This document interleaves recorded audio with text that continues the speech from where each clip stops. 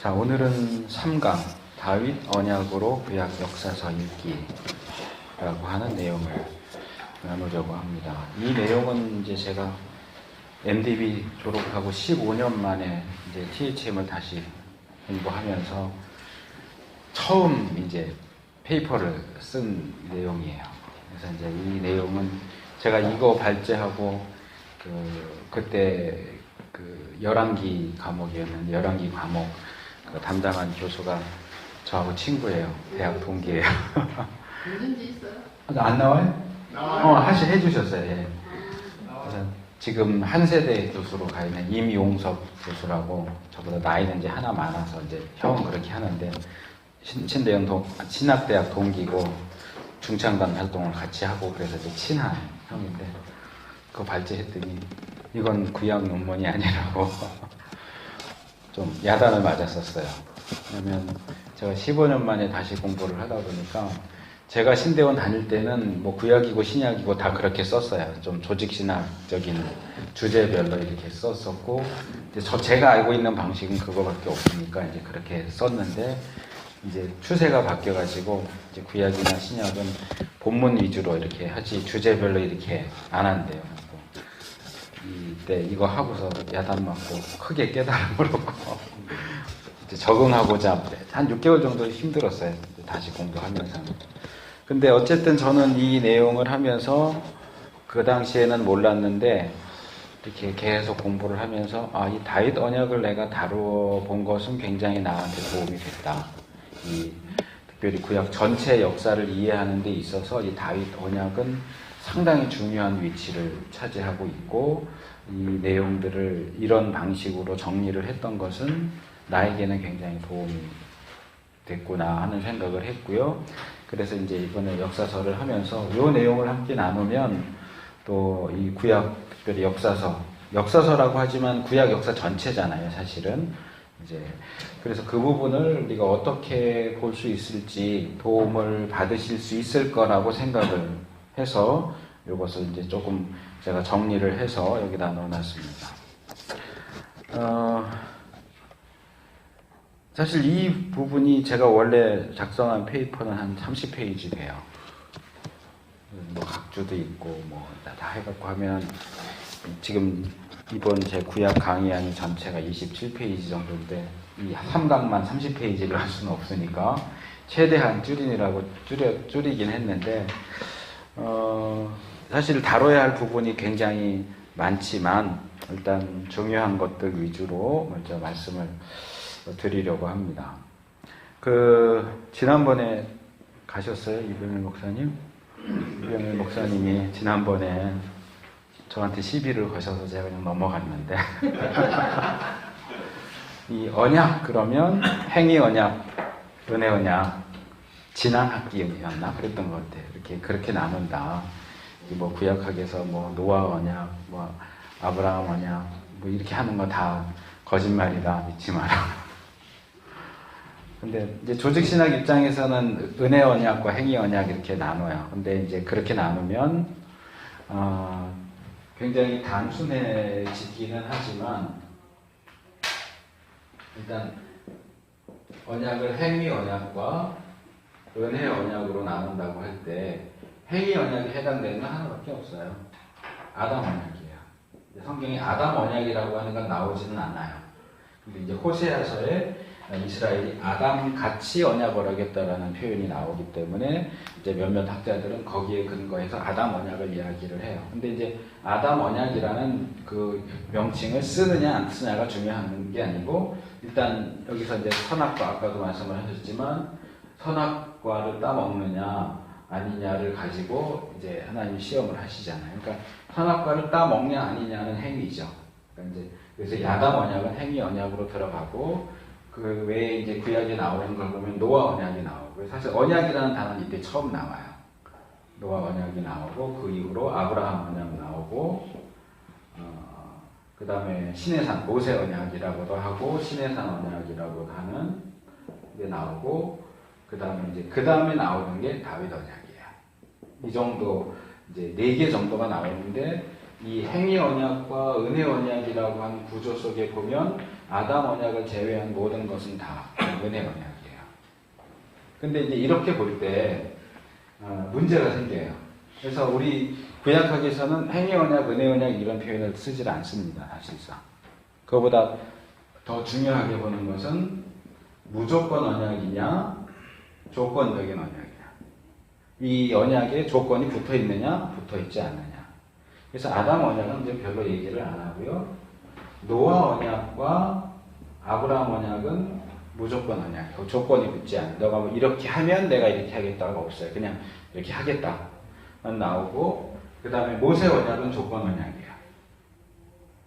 근데 이제 다윗 언약은 문제가 있는데, 처음 주어지던 사무엘하 7장에 보면 조건 언약으로 나오는데, 이어지는 열왕기나 역대기나 이런 데 보면 반대다. 처음 사무엘에서는 무조건 언약으로 제시되는데 이제 역사가 흐르면서 점차로 조건이 붙는 것처럼 나온다는 거예요. 그러니까 구약학자들 같은 경우는 무조건 언약을 살펴볼 때는 노아 언약과 아브라함 언약을 살펴보고, 조건 언약을 살펴보려면 모세 언약 또는 시내산 언약을 살펴보는데, 이것과의 관계가 이렇게 좀 투명하지 않은 거예요. 어떻게 연결이 돼야 하느냐. 그래서 이제 제가 여기에 써놓은 게 그거예요. 언약의 조건성과 무조건성에 대한 보수적인 학자들과 비평적인 학자들의 주장은 크게 두 부류로 요약이 가능하다. 보수 진영의 학자들은 대부분 무조건 언약에 조건적 언약이 후속한다. 이제 다윗 언약. 처음에는 무조건으로 이 언약이 주어지는데, 이렇게 가다 보면 이 뒤에 이렇게 조건이 붙는다는 거죠. 이런 형태라고 이제 보는 입장인가 하면, 비평주의에서는 조건 언약과 무조건 언약은 전혀 상관이 없다. 그러니까 서로 상반되는 언약인 거죠. 그러니까 이 두 개는 어떤 다른 자료 또는 다른 문서, 다른 어떤 그 사상적 공동체에서 나온 것이기 때문에 사실상 조화시키는 것이 불가능하다. 이렇게 이제 조건 언약과 무조건 언약에 대한 그 입장들이 서로 이렇게 팽팽하게 있다 보니까 여기서 이제 초점이 맞춰지는 게 어디냐면 다윗 언약. 왜냐하면 다윗 언약 안에는 무조건성도 있고 조건성도 있어요. 그러니까 이 무조건성과 조건성을 조화시키는 데 있어서 가장 어떤 최적의 대상이 되는 것이 다윗 언약이에요. 그러다 보니까 이제 다윗 언약을 가지고 많이 논쟁을 하죠. 근데 예.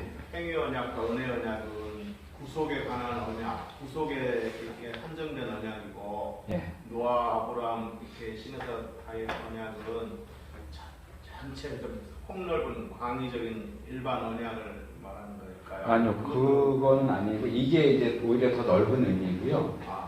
이것은 그냥 성경에 나와 있는 것들로 구성을 하는 거예요.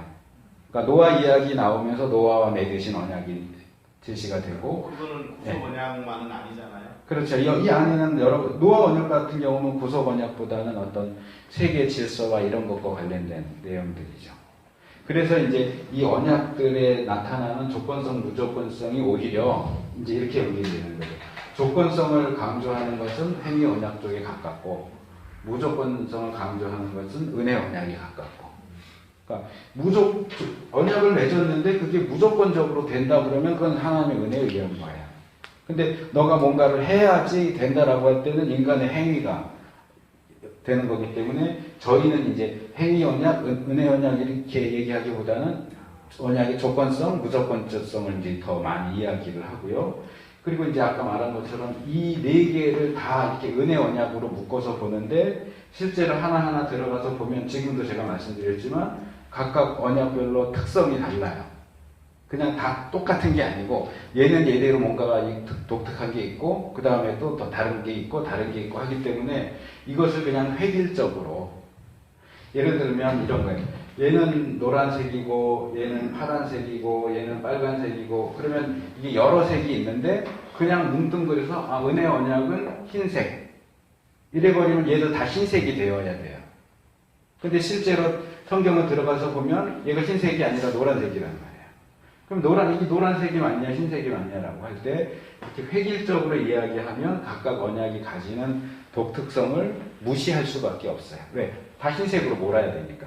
흰색이라고 했으니까. 그렇기 때문에 이렇게 은혜 언약으로 모으는 것은 각각 언약이 가지는 어떤 독특성이라든지 또 어떤 차이점이라든지 이런 부분을 이해하는데 오히려 방해가 될 수 있다라고 보는 거예요. 저희 입장에서는.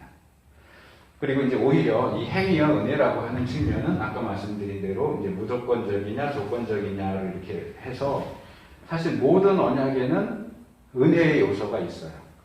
선악과 따먹는 부분에 있어서도 사실은 하나님의 은혜가 있어요. 이게 이제 율법과 복음의 관계하고도 비슷한데요. 자, 율법 안에는 복음이 없을까요? 루터파에서는 이것을 딱 완전히 분리시켜서 율법과 복음을 대립시키지만 우리 장로교 안에서는 이 두 개가 대립된다고 보지 않아요.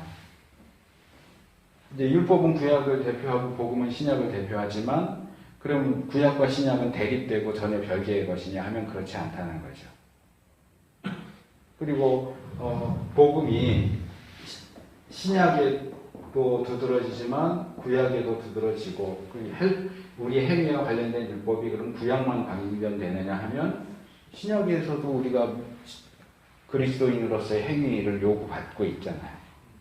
그러니까 이제 루터 같은 경우는 이제 딱 잘라서 대립시키면서 율법에는 두 가지 기능이 있다. 이건 뭐 많이 아시는 거지만 우리의 죄를 깨닫게 하고 우리를 예수 그리스도께로 인도한다. 여기까지만 보거든요. 그러니까 율법은 우리를 복음 앞으로 우리를 데려가기는 하지만 우리를 구원하고 그것과 관련해서 역사하는 건 복음이지 율법이 아닌 거예요. 복음은 여기가 끝이에요. 여기서 이제 끝이라고 보는 거고 이제 칼빈은 여기 하나를 더 덧붙이죠. 그래서 세 번째 율법의 제3의 용법이라고 얘기하죠.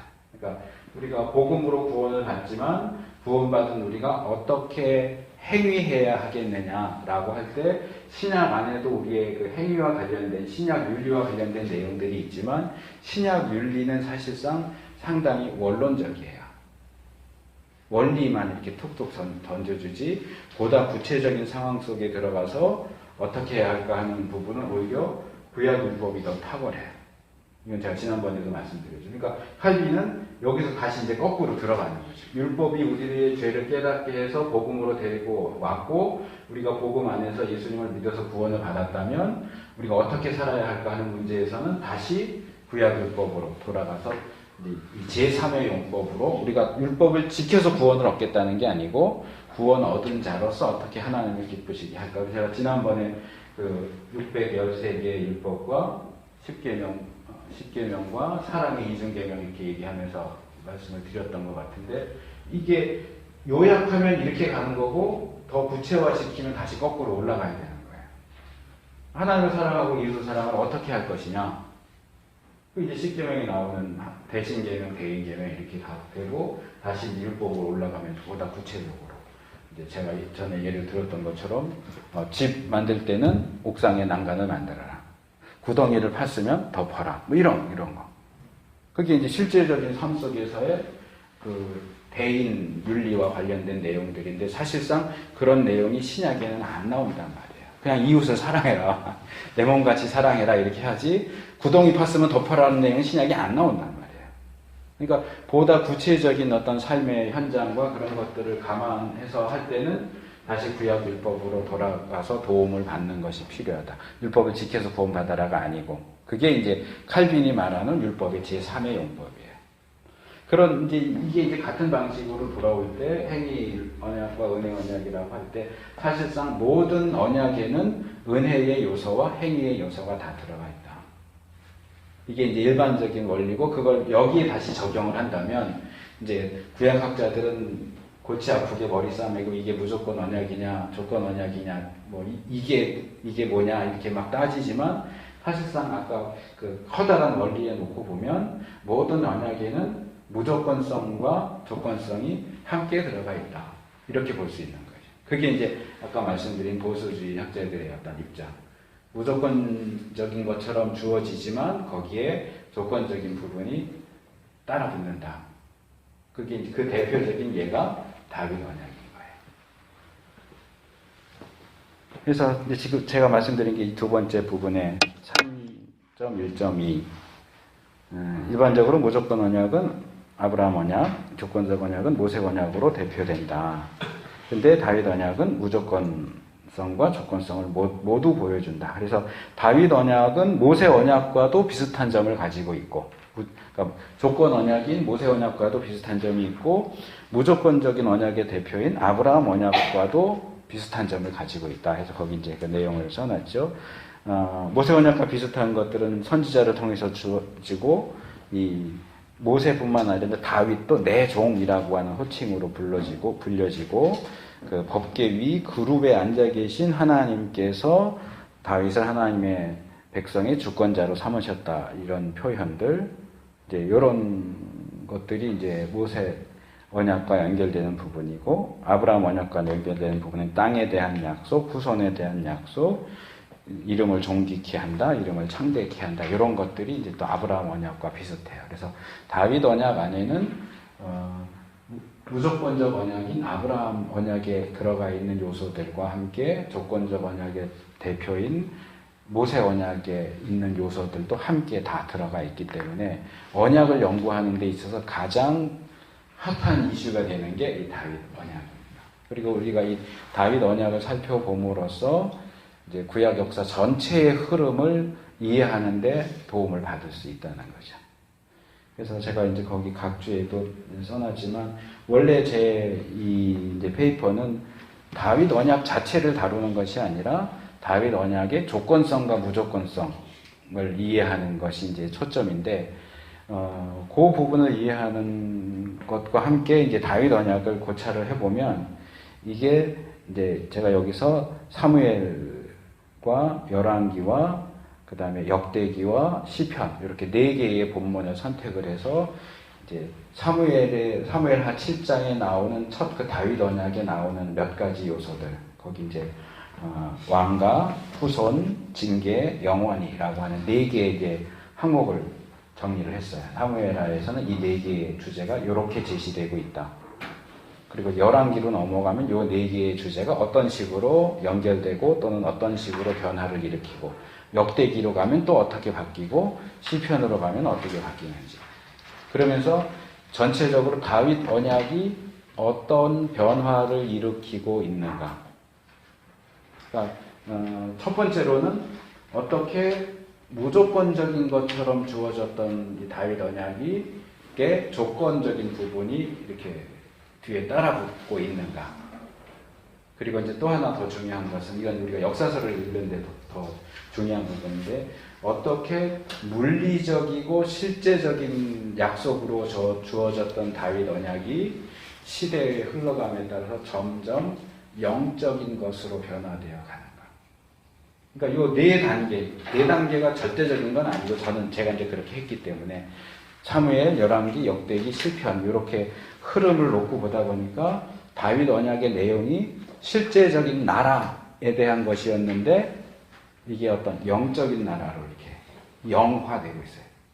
그리고 어떤 물리적인 아들, 네 아들, 그래서 솔로몬, 사무엘서 같은 경우는 아들, 자손, 씨라고 할 때 솔로몬을 가리킬 가능성이 아주 높아요. 근데 이제 열왕기나 역대기로 가면 이게 이제 복수형으로 나오면서 내 후손들 이렇게 나오는데, 역대기 정도 가면 다윗의 왕가가 끊겨버린단 말이에요. 그러다 보니까 이제 그것과 이제 시편 이렇게 가면 이게 어떤 이제 영적인 개념으로서 다윗의 자손. 그래서 신약으로 오면 다윗의 자손은 사실상 다윗의 혈통을 의미하는 게 아니고 메시아에 대한 다른 표현입니다. 그러니까 메시아라는 개념으로 영화된다. 그러니까 이런 식으로. 근데 이게 다윗 언약만 그런 게 아니고 구약에 나오는 그 개념들을 보면 초기에는 이 물리적이고 실제적인 것이었는데, 후대로 가면서 구약 후기로 갈수록 점점 그 개념들이 영화되고 있는 그런 모습을 발견을 하게 됩니다. 그래서 제가 전에 말씀드렸던 것으로 얘기하면 복이요. 복 할 때 제가 2가지를 얘기했잖아요. 구약에서와 신약에서의 복. 구약에서의 복은 영적인 것이 안에 들어가 있고 물질적인 것이 바깥으로 나와 있어요. 그래서 구약에서 복 얘기할 때는 뭐 짐승 많고 자식 많고 돈 많은 게 복 받은 거예요.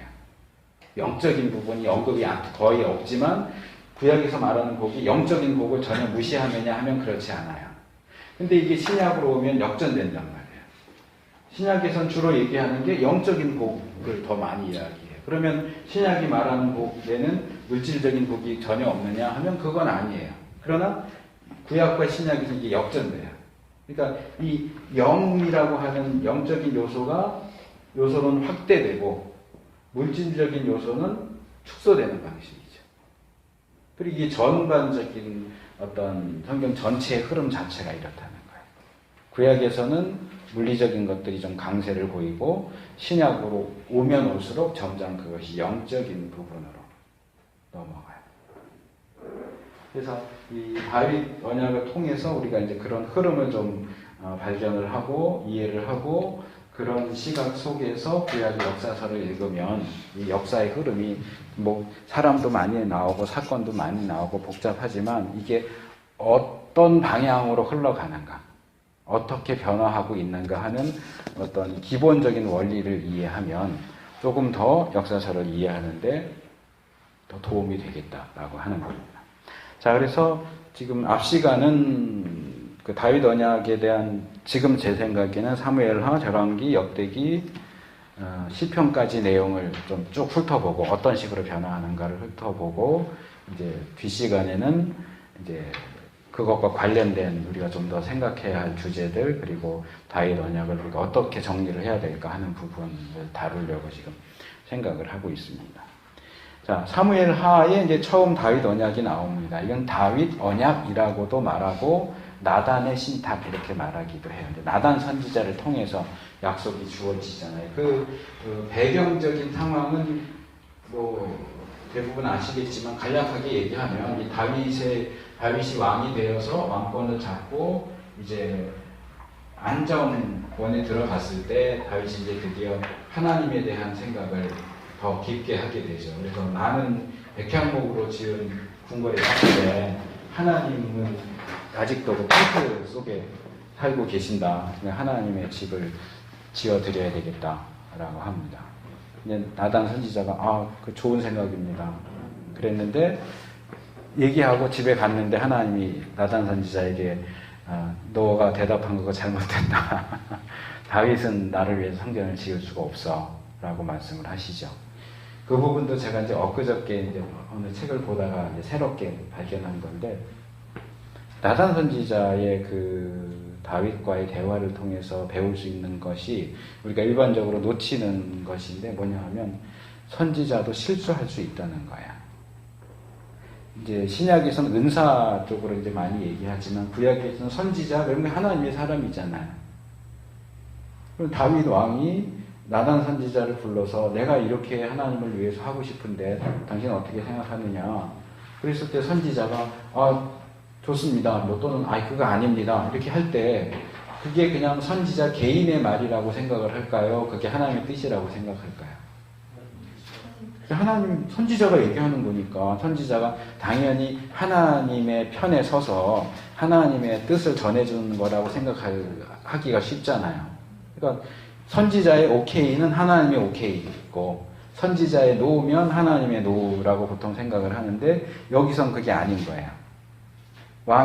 다윗이 나는 하나님께 집을 지어드리고 싶어. 당신은 어떻게 생각해? 라고 할 때 선지자는 오케이 했는데 하나님은 노 하시는 거예요. 그러니까 여기서 중요한 게 선지자도 틀릴 수 있다. 이거는 이제 이 목사님 그 웨인 그루뎀 많이 이야기하시는데 저는 뭐 그루뎀 책으로 조직신학을 공부한 적은 없는데 저는 다른 쪽으로 그루뎀을 접근을 했었기 때문에 저는 그루뎀에 대한 인상이 별로 좋지는 않아요. 왜냐하면 그게 언제부터 이렇게 알려졌어요? 오래됐어요. 적어도 제가 신대원 다닐 때는 그 사람 이름 없었어요. 제가 이제 졸업한 이후에 지금 보니까 많이 얘기하더라고요. 근데 저는 그 계약신학과 그리스도라고 아세요? 팔모 로버슨이 쓴 책. 그분이 쓴 책 중에 지금 파이널 워드라고 그게 번역이 돼 나왔어요. 부흥과 개혁사에서. 제목이 길게 오늘날의 예언과 방언 과연 성경적인가 이렇게 중책자 얇게 나왔는데 상당히 좋은 책이에요. 한번 보시면 좋아요. 그래서 오늘날 행해지는 예언, 예언의 은사 또는 예언, 또 방언 이런 것들이 과연 성경적인 거냐 이제 그 부분을 다루고 있으면서 예언이 뭐냐 또 방언은 우리가 어떻게 봐야 되느냐라고 할 때 거기서 이제 예언의 문제를 다룰 때 외인구르됨을 다뤄요. 그러니까 이런 거예요. 그러니까 그 외인구르됨의 신학 체계는 제가 안 배워봤으니까 모르는데 이 주제에 관련해서는 저는 상당히 심각하다고 생각을 하죠. 구약과 신약에 있어서 예언에 있어서 자, 구약 선지자의 예언은 적중률이 몇 퍼센트 될까요? 그러니까 지금 제가 말씀드리는 나단의 경우는 아주 예외적인 경우예요. 그러니까 거기서는 예언자가 말을 했지만 예언이 아니고 자기 개인의 생각을 얘기했기 때문에 틀린 거예요. 근데 그게 아니고 하나님이 주셔서 하시는 예언의 경우 적중률이 몇 퍼센트일까요? 100%죠. 구약 예언의 성취도는 정확도는 100%예요. 그러면 신약 예언자들의 예언은 성취도가 몇 퍼센트일까요? 100%여야겠죠. 그렇죠? 똑같이 하나님이 주셔서 하는 예언이니까. 근데 이 부분에서 외인구르됨은 이래요. 구약의 예언은 100% 성취되는 것이 맞는데 신약의 예언은 성취가 될 수도 있고 안 될 수도 있다라고 주장을 해요. 그 외인구르됨의 주장이에요. 그러니까 100%가 아니라는 거지. 계시의 종결성 때문에 그렇게 언급한 거 아닐까요? 계시의 종결성? 아니, 계시의 종결성 신약 안에서의 예언이니까 계시의 종결과는 상관이 없죠. 근데 이제 종결성하고 관련이 있긴 해요.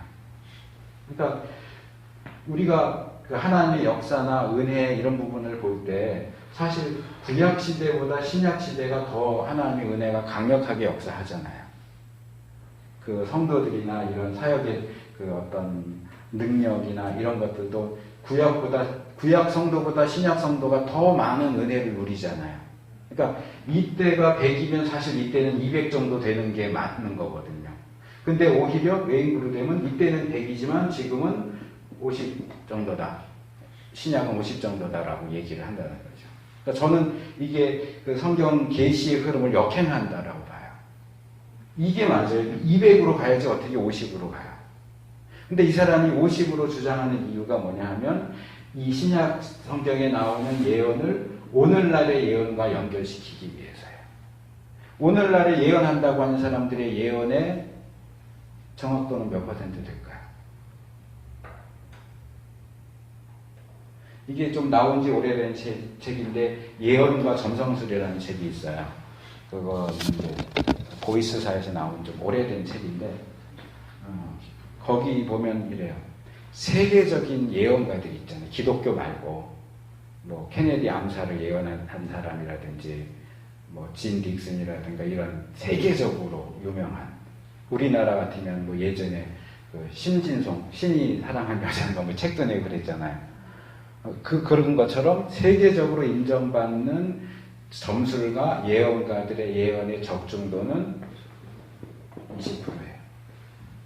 20%, 그러니까 나머지 80%는 틀렸어요. 그 예언이 다 틀리는데도 그들이 세계적인 예언가 점술가로 인정받는 것은 그 맞아 떨어진 20% 때문이에요. 그러니까 여기서도 우리가 이 예언의 어떤 특성을 볼 수 있는 하나님이 주시는 예언은 100%예요. 90%도 아니고요. 50%도 아니고 20%도 아니에요. 그러니까 사실 20%는 우리 속담으로 소 뒷걸음치다가 쥐 잡는 식이에요. 그래도 맞기 때문에 맞았다. 세계적인 대예언가라고 하는데 오늘날 현대 교회 안에서 예언의 은사가 있다. 뭐 자칭 선지자라고 하는 사람들 예언의 적중률은 얼마나 될까요? 이거 넘지 않아요. 20%를 넘지 않는다고요. 그러니까 결국 뭐냐 하면 맞을 수도 있고 맞지 않을 수도 있어요. 그리고 맞을 수도 있고 맞지 않을 수도 있다라고 할 때는 이 구약 예언의 원리에 따르면 그거는 하나님이 주시는 말씀이라고 말할 수가 없어요. 그런데도 불구하고 이것을 하나님이 주시는 예언이라고 주장하기 위해서 그 뒷받침으로 근거로서 신약 예언을 드는 거예요. 바로 신약 예언도 100% 맞지 않지 않았느냐. 대표적으로 여기서 예를 드는 게 그 바울 체포에 대한 아가보의 예언이에요.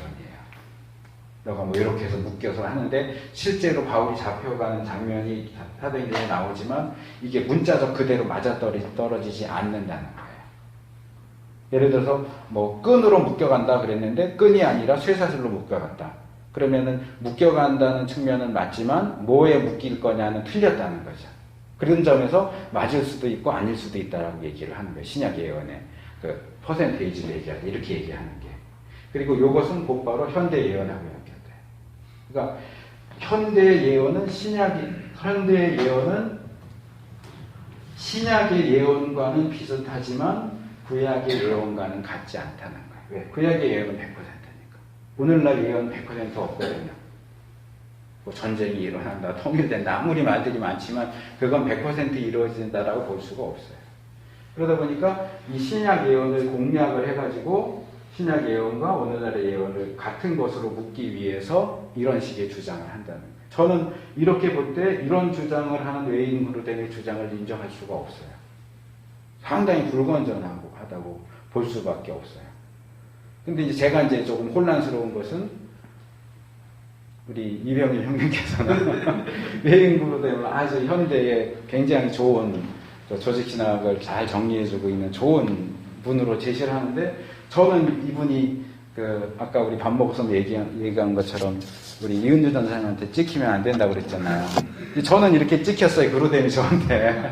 그러니까 이 사람 책 참 좋다 이렇게 하는데 정말 좋을까? 그런 문제가 있네.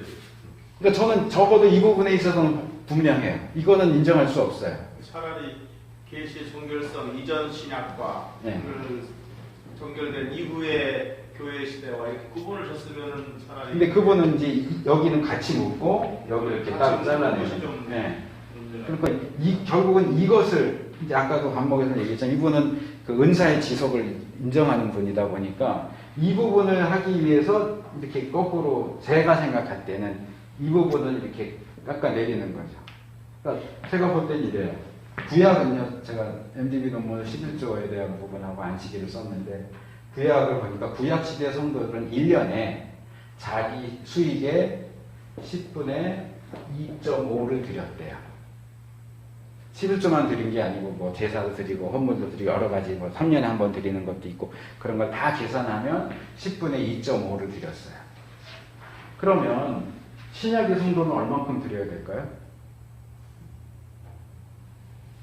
제 이제 MDB 논문이 제목이 좀 긴데 안식일과 11조로 본 율법의 연속성과 불연속성이에요. 좀 길죠? 볼 수 있으면 좋겠어요. 아, 그거요? 그게 이제 제가 신대원 90학번이니까 92년도에 쓴 거거든요. MDB. 그래서 이제 그 부분은 제가 지난번에 모세오경 할 때 율법의 3분법 해갖고 그게 그렇게 보는 게 어렵고 연속성과 불연속성으로 봐야 된다는 걸 제가 이제 거기서 조금 따가 각주를 길게 붙였었던 건데 11조를 구약 성도가 10분의 2.5를 드렸다면 신약 성도는 적어도 이것보다는 많이 드려야 돼요. 근데 그 율법의 연속성과 불연속성이라고 할 때는 이건 이제 조금 문제가 되지만 그 예전 성서윤회원 총무였던 윤종화 총무님도 그 교회적으로 좀 공격을 받았던 것이 11조 폐지됐다. 11조가 폐지되냐 어쩌냐 많이 논의가 되는데 저는 어쨌든 그 논문에서 이렇게 했어요. 두 가지를 얘기해요. 첫째, 법적인 측면에서 11조는 폐지됐다. 그러나 목회적인 측면에서 성도들한테 당장 11조 안 내도 됩니다. 그러면 누가 내겠어요? 그러니까 목회적인 측면에서 11조는 우리가 하나님께 드릴 수 있는 것의 최하한 선으로 제시될 수 있다. 그게 이제 제가 내린 결론이에요. 그러니까 왜? 신약에서는 하나님의 은혜를 더 많이 받은 신약 성도가 우리보다 그 과거의 인물인 구약 성도보다 더 적게 드린다는 건 말이 안 돼요. 그러니까 우리가 드릴 때는 구약 성도들이 드린 것 항상 그 이상으로 드려야지 그 이하로 내려오면 이거는 하나님의 은혜의 역사를 역행하는 거예요. 똑같은 원리가 예언에도 되는 거예요. 구약의 예언이 100%면 신약의 예언은 200% 이상이어야지 50%로 떨어질 수 없다는 거예요. 어떻게 구약 예언도 100%가 맞는데 신약 예언이 50%만 맞게 된다는 게 그게 말이 돼요? 하나님이 신약에 와서 역사를 덜 하세요? 너무 오래 몇천 년 이상 사셔서 기운이 빠져서 더 이상 그 적중력이 떨어지는 거예요? 그거 아니잖아요. 어제나 오늘이나 변함없으신 분인데 오히려 이렇게 너무 구약에서 신약으로 넘어오면서 더 하나님이 강력하게 역사하시는데 예언의 성취도만 떨어진다는 건 말이 안 되는 거예요. 그러니까 이 부분은 이제 그 본문 해석에 있어서 이제 일단 문제가 해결돼야 하겠지만 여기에 이제 연결해서 그로되게 묶으려고 하는 현대의 예언 부분에 있어서는 우리가 굉장히 신중할 수밖에 없다는 거죠. 아무나 나와가지고 하나님 말씀하시는데 제가 와가지고 전도사님 제가 기도해 봤더니 하나님이 전도사님 저 2천만 원 주래요. 하나님 말씀이에요. 그럼 어떻게 해야 돼요? 그거 안 들으면 하나님께 불순종하는 거잖아요. 내가 하나님의 말씀을 전하는 건데. 근데 그런 식으로 예언한다고 하는 사람들이 워낙 많다는 거죠. 그래서 이제 이 부분에서 제가 이제 굉장히 중요하게 생각하는 것이 신약엔 별로 안 나오지만 구약에 나오는 거짓 선지자들의 문제가 오늘날 예언의 문제에도 적용되어야 합니다. 예언한다 그러면서 자기 마음에 생각나는 대로 자기 생각들을 하는 사람들은 구약식으로 표현하면 거짓 선지자예요. 예레미야나 예스겔이나 이런 데 나오는 굉장히 중요한 사람의 영혼을 사냥하고 하나님이 말씀을 주시지도 않았는데 자기가 생각나는 대로 하나님이 꿈에 보여주지 않았는데도 내가 꿈꿨는데 그러면서 하고. 근데 지금 오늘날 교회들은 이런 거짓 예언을 하는 사람들에 대해서 이렇게 강력하게 제재를 하지도 않고 이렇게 심각하게 생각하지도 않고 뭐 그냥 그러나 보다 하는 그런 식으로 넘어가는 것처럼 보여요. 굉장히 위험해요. 하나님이 보실 때 아주 악한 거예요. 그래서 거짓 예언자들은 다시 꿈도 꾸지 못하고 말씀도 듣지 못하고 그럴 거라고 구약에서 얼마나 엄하게 경계를 하는데 그걸 이런 식으로 하면 문제가 상당히 큰 거죠. 자, 다시 돌아옵니다. 자, 그래서 이 다윗 언약, 나단의 신탁에서 그 나단이 처음 다윗과 대화하는 과정을 보면 이런 100% 정확도를 가진 구약 선지자들의 발언 가운데도 때때로 그냥 자기 인간적인 생각으로 말할 때에는 선지자의 직분을 가진 사람도 틀릴 수 있었다. 그러면 신약은 오죽하겠고 오늘날은 오죽하겠어요. 그러니까 선지자라고 해도 또는 예언의 은사를 받았다고 해도 늘 하나님과 교통하는 가운데 말하는 것이 아니면 인간의 말이 될 수 있고 틀릴 수 있어요. 그러니까 목사가 말한다고 항상 맞는 건 아니잖아요. 그러니까 어쨌든 그래서 하나님께서 나단의 그 이야기를 수정하시죠. 너가 나를 위해서 집을 지어주겠다고 하느냐? 내가 언제 집 지어달라고 한 적이 있느냐? 그러나 참 너의 마음이 갸륵해서 너의 후손이 내 집을 지어주게 될 것이고 그리고 오히려 내가 너에게 집을 지어주겠다. 요게 이제 나단의 신탁인 거예요. 그래서 그 사무엘하 7장에 나오는 나단의 입술을 통해서 전해진 하나님의 그 언약, 다윗 언약의 내용을 여기서 네 가지로 이제 구분을 했어요. 첫째는 왕가예요, 왕가. 그래서 다윗이 하나님의 집을 짓겠다고 하는 것을 거절하면서 오히려 다윗의 집을 지어주겠다. 다윗의 집, 이제 우리 성경에는 다르게 번역됐지만 이 다윗이 하나님을 위해서 성전을 짓겠다 할 때 사용된 단어도 그렇고 하나님이 내가 너를 위해서 집을 지어주겠다 하는 단어 똑같이 바이트예요, 집이에요. 하나님의 집은 이제 성전으로 번역이 됐고 이렇게 되는데 똑같은 단어예요. 그래서 너가 나를 위해서 집을 짓겠다고 하느냐? 오히려 내가 너의 집을 지어주겠다. 그래서 여기서 이제 집은 일단은 여기 다윗의 집과 나라의 위가 영원히 보존되고 견고하리라고 말씀하신다. 여기서 하나님을 위한 집은 성전을, 다윗의 집은 왕가, 또는 나라를 가리키는 것으로 볼 수 있다. 그러니까 집, 하나님이 다윗을 위해서 지어주실 집은 다윗 왕가 그리고 다윗의 나라. 그게 이제 하나님이 그 나라를 세워주시겠다라고 말씀을 하시면서 이 다윗 가문과 사울 가문을 대조시키시죠. 사울을 왕으로 세우셨지만 사울의 집은 하나님이 지어주지 않으세요. 사울 왕가가 계속되도록 하지 않아요. 그래서 사울만 왕하고 끝났잖아요. 근데 다윗의 경우는 다윗의 왕가와 나라를 지키시겠다고 하셨기 때문에 다윗 왕되고 끝나는 게 아니고 다윗 계열은 남유다는 늘 다윗의 후손이 왕이 돼요. 심지어 구테타가 일어나서 왕이 죽어도 북왕국은 구테타 일으켜서 기존의 왕을 죽이면 구테타 일으킨 사람이 왕이 되죠. 왕조가 바뀌어요. 근데 남유다는 왕조가 바뀌는 적이 없어요. 구테타가 일어나서 서왕을 죽이면 또 다윗 왕가의 자손을 또 왕으로 세워요. 구테타 일으킨 사람이 왕이 되질 않아요. 그래서 다윗 왕가는 처음부터 끝까지 계속 다윗의 후손이 왕이 돼서 다스리고 북왕국은 계속해서 바뀌어요. 한 4개, 5개 정도의 왕가가 계속 바뀌죠. 집이, 한 집이 오래 지속되질 않아요. 오래 가야 한 5대 정도. 1대에 끝나기도 하고. 하지만 남유다는 이 왕가가 계속 지탱되는데 이것도 이제 우리가 역사적인 내용들만 보면 그냥 그랬구나 할 수 있지만 이 다윗 언약에 의해서 보면 하나님이 지켜주시는 거예요. 다윗 왕가가 계속될 수 있도록 지켜주시죠. 그 다음에 이제 후손에 대한 약속이에요. 다윗이 죽은 후에도 그의 자식을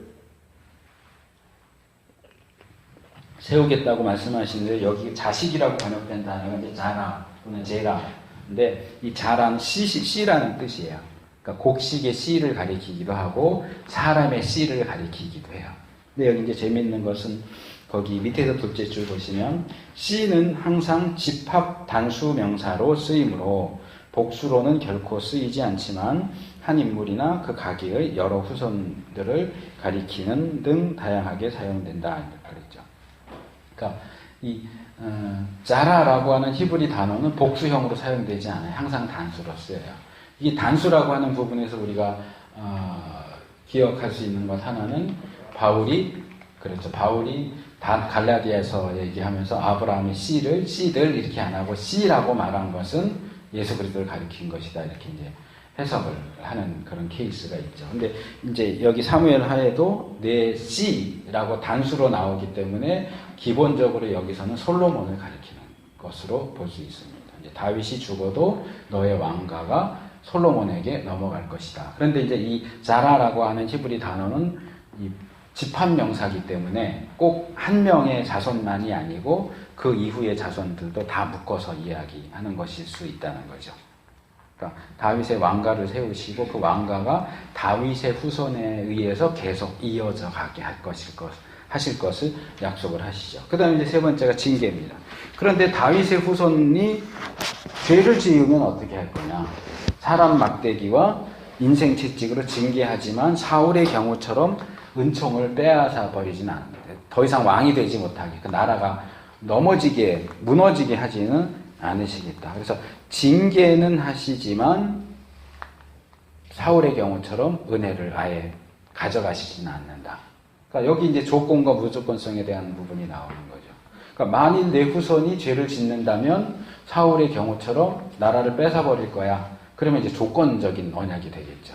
너가 지켜야만, 너 후손들도 말씀을 지켜야만 왕가가 계속될 거고, 그러면 이제 다윗 언약은 조건적인 언약이 될 텐데, 죄를 지으면 때려서라도 징계하고, 그러나 왕위는 빼앗지 않을 거다. 이렇게 되면은 이건 이제 무조건적이 되는 거죠. 그 다음에 이제 영원이라는 표현. 이게 이제 우리가 성경을 읽을 때 많이 오해하는 부분이에요. 이게 올라함이라고 하는 단어인데, 이건 대부분 우리 개혁성경에서는 영원히로 번역을 하지만, 이 올람이란, 요건 이제 뒤에 부분에 가서 어차피 말씀을 드리긴 하겠지만, 이 단어가 항상 영원히를 가리키는 건 아니에요. 올람의 기본적인 의미는 오랜 기간이에요. 장기간. 그래서 이 올람은 어쨌든 짧은 기간이 아니고 긴 기간을 얘기하는 거기 때문에 요걸 그대로 옮겨봐요. 요 긴 기간을 그대로 과거로 이렇게 옮기면 영원 전부터라는 의미가 되는 거예요. 이걸 미래로 이렇게 옮기면 영원까지 이렇게 이제 적용이 되기 때문에 이 경우나 다 이제 우리 개역이 번역하는 것처럼 올람 그러면 영원이라고 이제 되지만 이렇게 원래 고대로부터 옛날 아주 오랜 옛날로부터 우리가 알 수 있는 계속되는 시간 속에서 이렇게 되지만 뭐 시편 23편에 보면 마지막 절에 내가 여호와의 집에 영원히 거하리로다. 우리는 그냥 보면 영원히 거하리로다 그러니까 영원히 거하겠다고 하나보다 이렇게 하지만 자 예를 들어서 제가 이 교회에 영원히 있기를 원해요. 영원히 있을 수 있을까요? 제가 죽으면 끝나잖아요. 죽어서도 뭐 백골이 진토되어 여기 계속 있을까요? 그래서 사실상 거기서 영원히는 내 평생 동안, 내가 살아있는 동안 그런 뜻이에요. 근데 일단 우리는 영원이라는 단어를 보면 즉각적으로 그냥 영원히를 생각해요. 근데 이 히브리어 올람은 반드시 모든 경우에 다 영원히를 가리키는 것이 아니라는 거예요. 그래서 이 부분은 뒤에 가서 다시 말씀을 드리기도 하고요. 다윗 왕조는 이제 바빌론 포로로 끌려갈 때 그때 종렬 그렇죠. 이제 그게 이제 역대기나 시편에서 다루는 다윗 언약의 문제인 거예요. 그리고 다시 예루살렘으로 복귀하지만 그거는 그렇죠. 왕조가 아니고 스룹바벨이 다윗의 후손이에요, 사실. 스룹바벨. 네, 스룹바벨이 다윗의 후손이에요. 그래도 근데 슬쩍 없어지잖아요. 네. 어쨌든 그래도 이제 회복의 가능성을 보는 거죠. 어쨌든 다윗 왕가의 후손이 살아 있으니까 나라가 회복될 수도 있고 다윗 후손이 왕이 될 수도 있으니까 계속 이렇게 기대를 갖는데 그게 성취가 안 되는 거예요, 계속. 그러면서 이제 영화되어서 넘어가는 거죠. 실질적으로는 이제 불가능한 거예요. 그 나라가 세워지거나 다윗의 후손이 왕이 되는 건 불가능하죠. 그래서 신약에 가면 예수님도 다윗의 후손이긴 하지만 실제적인 왕이 되지는 않으시잖아요. 그리고 거기 재판하는 과정에서 내가 유대인의 왕이냐? 그렇다. 근데 뭐라 그래요? 그러나 내 나라는 이 세상에 속한 것이 아니다. 그 다윗의 자손인 정말 그 다윗의 자손이 가리키는 정말 그분이 바로 예수님인데 예수님은 다윗의 후손으로 왕이시지만 예수님이 왕으로서 다스리시는 나라는 이 세상에 있는 나라가 아니에요. 그럼 무슨 나라예요? 영적인 나라죠. 그 영화되는 거예요. 영화. 스피리추얼라이제이션. 영적인 나라. 예? 하나님 나라하고 연결이 되죠. 그러니까 역대기나 이렇게 가면 그렇게 연결이 돼요. 그것도 이제 뒤에 가면 나옵니다. 자, 그래서 이제 열왕기로 넘어가면 열왕기에는 이 나단의 신탁 내용이 기록되어 있진 않지만 이제 이 다윗 언약 내용이 어떤 식으로 연결되는가를 제시해 주는데 율법 준수에 대한 강조가 나와요. 다윗의 후손인 왕들에게 너희 하나님 말씀대로 해야 돼. 율법대로 살아. 다윗도 죽으면서 솔로몬에게 그 이야기를 하고요. 계속해서 그 왕이 되는 자들에게 요구되는 것이 하나님의 말씀을 지켜라. 근데 하나님의 다윗 언약이 무조건적인 거라면 왜 자꾸 말씀을 지키라고 하는 이야기가 따라 붙느냐는 거죠. 근데 따라 붙는다라는 이 표현도 조심해야 될 게 앞에서 우리가 다윗 언약이 처음 제시되는 사무엘하 7장에도 이미 징계라는 부분이 나오잖아요. 그러니까 여기에도 어떤 조건적인 부분이 어떤 씨앗처럼 심겨져 있다라고 볼 수 있고, 요게 사무엘서에서는 그렇게 두드러지게 나타나지 않지만 열왕기에 오면 이게 이제 더 우세해지는 거예요. 그러니까 너가 다윗 언약에 있는 다윗의 자손이고 네가 다스리는 나라가 다윗의 나라이긴 하지만 너가 어떻게 행동하든지 내가 무엇을 하든지 이 왕가는 계속되고 이 나라는 계속될 거야. 그렇게 얘기하지 않아요. 너 말씀대로 살아. 하나님 말씀대로 왕으로서 통치해야 돼. 그렇지 않으면 내가 너희를 징계할 거다. 라고 하는 말씀이 계속 주어지죠. 그러니까 인간 편에 그러니까 다윗 언약이 처음 주어졌을 때는 하나님의 은혜가 많이 부각되어서 무조건적인 언약인 것처럼 제시되지만 이렇게 흘러가면서는 인간 쪽의 반응, 인간 쪽의 행위에 대한 요구가 계속 덧붙여진다는 거죠. 그리고 이제 징계를 하지만 징계를 해도 회복해 주겠다. 그래서 우리가 열왕기에 보면 어떤 악한 왕이 있을 때 하나님이 징계를 하거나 뭐 외국이 쳐들어오거나 이렇게 하는데도 하나님이 그 다윗 왕가를 아주 끊지는 않아요. 그러면서 뭐라고 해요? 하나님이 다윗을 기억하사 그렇게 아주 끊지는 않으셨다. 그러니까 여기에는 이제 다시 무조건적인 것이 이제 같이 등장을 하는 거죠. 그리고 이제 다시 또 넘어가면 보다 자세한 것은 그 강의는 좀 읽어보시면 좋겠고요. 그 다음에 역대기로 넘어가면 이제 여기서 열왕기와 역대기의 관계도 조금 알아두셔야 할 중요한 내용이 나옵니다. 전에 제가 얘기를 했을 수도 있는데요. 자, 열왕기가 기록된 시기와 역대기가 기록된 시기가 어떻게 다릅니까? 그러니까 열왕기와 역대기를 비교할 때 첫 번째는 기록 시기를 대조하는 게 필요하고 두 번째로는 기록 목적이에요. 이게 달라져요. 자, 열왕기는 언제 됐어요? 멸망 직후 포로로 잡혀간 초기고요. 역대기는요 귀환 이후예요.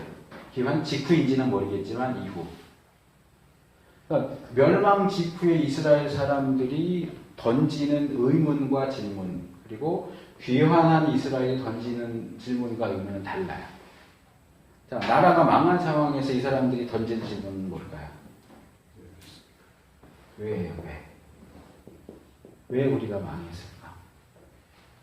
다윗 언약과 연결한다면 하나님은 다윗에게 이 나라가 영원히 계속될 거라고 다윗 왕가가 계속될 거라고 약속하셨는데 어째서 이 나라가 망했을까? 어째서 다윗 왕가가 끊겼을까? 왜 우리를 망하게 했을까? 이때 이제 우세한 답 중에 하나는 뭐냐 하면 이스라엘의 신인 여호와와 바벨론의 신인 마르뚝이 싸우는데 마르뚝이 더 힘이 셌다는 거죠. 그러니까 이제 고대 세계에서는 한 나라와 또는 한 한 민족과 민족, 나라와 나라가 싸울 때는 그들이 믿는 신과 신의 전쟁. 그러니까 출애굽도 모세를 부리시는 여호와 하나님과 바로가 믿는 이집트의 신의 전쟁인 거예요. 사실상. 그래서 이제 출애굽기나 신명기 보면 내가 그런 10가지 재앙을 통해서 애굽의 신들을 벌하리라 이런 말씀이 나오거든요. 그 신들과 신들의 전쟁. 사무엘상 초기에도 보면 블레셋과 싸우는데 어떻게 해요? 계속 지니까 법궤를 가져오자. 근데 뺏겼어요. 그러니까 블레셋이 믿는 다곤 신과 이스라엘이 믿는 여호와 신이 싸웠는데 다곤이 이긴 거야. 그러니까 이런 식으로 이야기가 진행되고 이 유다의 멸망에도 마찬가지예요. 우리가 믿는 여호와가 바벨론 사람들이 믿는 말뚝보다 힘이 약해서 망했나? 이런 식으로 생각을 할 때 이 열왕기 기자는 열왕기를 기록하면서 이거 틀렸어. 하나님이 언약하셨고 다윗 언약을 하셨는데도 불구하고 이 나라가 망한 것은 너희가 죄를 지었기 때문에. 너희가 하나님 말씀을 지키지 않았기 때문에. 그러니까 여기서 조건성이 나오는 거죠. 하나님이 약해서 망한 게 아니고 하나님이 너희를 구할 힘이 없어서 망하는데도 보고 있을 수밖에 없었다. 이게 아니고 하나님은 얼마든지 그걸 막아줄 수도 있지만 너희가 문제를 일으키 너희가 계약을 깨뜨렸잖아. 너희가 죄 지었기 때문에 망한 거야. 하나님은 원망할 게 아니고 니들이 잘못한 거야. 그래서 열왕기 기자의 초점은 나라가 왜 망하느냐? 너희들 죄 때문에 망했다가 열왕기 기자의 기록 목적이에요. 그러니까 이 당시 이스라엘 사람들에게 던지는 답변이죠. 근데 역대기 귀환한 이스라엘 백성의 관심은 그게 아니에요. 왜 망했냐가 아니에요. 이미 망한 건 70년 전 얘기고 이제 돌아왔어요. 이제 돌아온 상황에서 이들이 던진 질문은 뭘까요?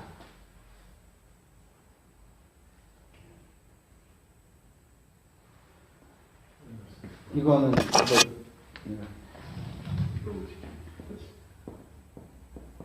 우리가 누구냐? 우리가 아직도 하나님의 백성이냐?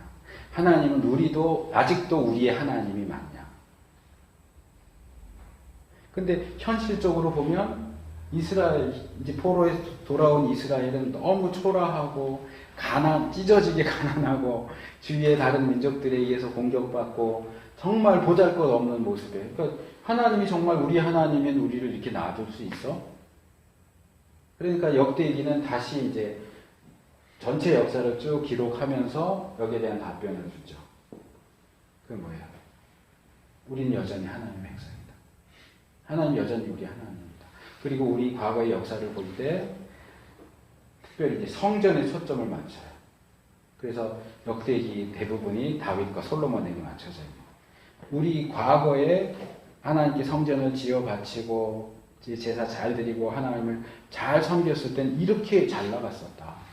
근데 그 성전을 업신여기고 이방신 섬기고 이러니까 망한 거야. 그런데 우리 과거의 역사를 보면 이 성전을 중심으로 해서 하나님을 잘 섬겼을 때는 하나님이 복 주시고 우리나라를 강성하게 하셨어 라고 하는 것이 역대기의 기록 목적이에요. 그러니까 우리가 계속해서 하나님을 잘 섬기면 우리도 과거의 솔로몬 시대, 다윗 시대처럼 다시 강성한 나라가 될 수 있어.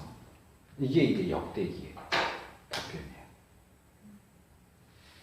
이 역대기가 기한 이후에 기록됐기 때문에 네. 북이스라엘은 이제 멸망하고 귀환하지 않았잖아요. 네. 이제 유다는 귀환을 했기 때문에 네. 귀환 이후에 기록된 역대기는 당연히 유다 왕들을 중심으로 이렇게 기록하지 않았을까. 그래서 역대기는 유다 왕들 거의 유다 왕들. 예, 이제 그래서 이제 보통 말할 때 열왕기는 이제 사무엘 열왕 이렇게 되어 있어요. 이제 사무엘 상하, 열왕기 상하 그렇게 하지만 원래 히브리 책으로는 사무엘서 하나, 열왕기서 하나인데 사무엘 상하, 열왕기 상하 있잖아요. 역대기는 역대상은 사무엘 상하 내용하고 거의 같아요. 그리고 역대하는 열왕기 상하 내용하고 거의 같아요. 그러니까 역대기는 이 두 권의 책을 다 포괄해주고 있는 거예요. 근데 역사의 기록 방식이 달라요. 그리고 이제 그래서 얘기할 때 열왕기는 북이스라엘과 남유다를 다 같이 기록하지만 역대기에는 같은 시기를 기록하지만 북이스라엘에 대한 내용은 없고 남유다에 대한 내용만 있다. 역대기의 관심은 북이스라엘에 없다. 이렇게 보통 얘기를 하지만 이제 여기서 우리가 생각해야 될 것이 이제 몇 가지가 있는데 첫째로는 귀환이에요. 우리가 귀환을 얘기할 때 지금 박 목사님 말씀하신 것처럼 유다 나라는 귀환을 했지만 북이스라엘은 귀환하지 않았다라고 보통 많이 이야기하고 그러다 보니까 결국 북이스라엘 10지파는 역사 속에서 사라진 것처럼 이제 많이 이야기를 하거든요. 근데 저는 거기에 동의하지 않아요.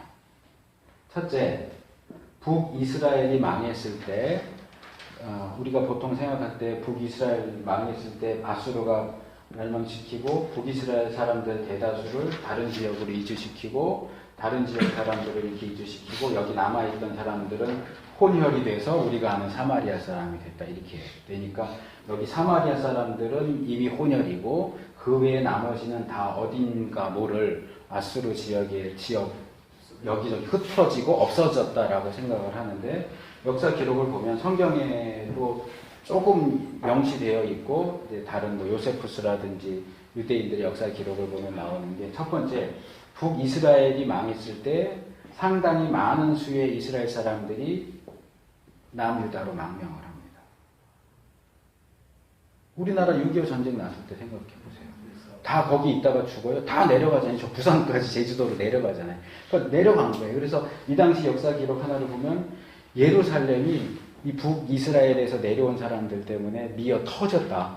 그런 기록이 있어요. 그러니까 이렇게 이 남하한 사람들이 있고요. 두 번째로는 다 잡혀간 게 아니고 이제 여기저기 애국 쪽도 그렇고 망명을 한 사람들도 있어요. 망명을 한 사람도 있고 이 북이스라엘이 망했을 당시에 남유다 왕이 히스기야 왕이에요. 그래서 여기가 이제 말하자면 무주공산이 되기 때문에 남유다의 영향력이 여기까지 다 이렇게 들어가요. 그래서 남하하는 사람들, 망명한 사람들, 그 다음에 귀환이요. 귀환은 당연히 지금 여기 북이스라엘이 멸망하고 한 130년 정도 더 유다가 존재하다가 망했고, 그러니까 이후로는 북이스라엘을 기록할 사람이 없잖아요. 그리고 돌아온 사람도 이 사람들이니까 여기서는 당연히 남유다에 대해서 기록할 수밖에 없지만 북이스라엘에 대해서는 말하지 않았느냐, 왜 말하지 않았느냐라고 할 때 이걸 좀 이따 말씀드리고, 역대기의 특징 가운데 하나가 온 이스라엘에 대한 관심이에요. 왜 유다, 지금 관심이 유다인데 북이스라엘은 관심에도 없는데 왜 구태여 그 역대기 기자가, 이게 아마 제가 이거 뒤에나 어딘가 그 온 이스라엘에 대한 내용 정리해 놓은 거 아마 실어놨을 거예요. 찾아보시면 나올 거예요. 그러니까 이런 열왕기에 나오는 내용을 그대로 쓴 부분이 있고 추가해서 한 것도 있고 새롭게 넣은 것도 있고, 굉장히 이 역대기는 온 이스라엘에 대한 관심을 굉장히 쏟아. 이 온 이스라엘이라고 하는 것은 남유다만 가리키는 게 아니고 북이스라엘을 포함하는 개념이에요. 그러니까 역대기가 일단 기록상에서 북이스라엘 왕이나 왕국에 대한 기록을 거의 안 하고 있는 건 맞아요. 그렇지만 그렇다고 해서 남유다에만 초점을 맞추느냐? 그렇지 않아요. 전체 이스라엘에 대한 관심을 가지고 있어요. 그래서 계속 온 이스라엘 이 얘기를 계속 하고요. 귀환에 대한 얘기를 하자면, 이건 전에도 한번 말씀드렸던 것 같아요.